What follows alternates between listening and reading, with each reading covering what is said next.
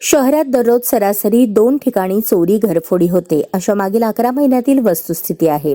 बंद घरांवर लक्ष ठेवून चोरटे अवघ्या काही मिनिटांमध्येच त्या ठिकाणी डाव टाकतात व दागिने रोकड घेऊन पसार होतात, असे पोलिसांकडील फिर्यादीतून स्पष्ट होते. या पार्श्वभूमीवर आता ज्या परिसरात चोरी घरफोडीचे प्रमाण अधिक आहे त्या प्रत्येक ठिकाणी QR कोड लावून रात्री नियमित आणि दिवसाही पोलीस गस्त घालणार आहेत.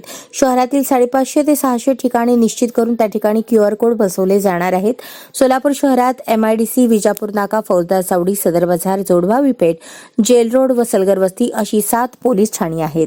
गुन्हेगारी रोखण्यासाठी पोलीस आयुक्तांची यंत्रणा सज्ज आहे, पण चोरी घरफोडीचे प्रमाण काही कमी होत नाही, अशीच स्थिती आहे.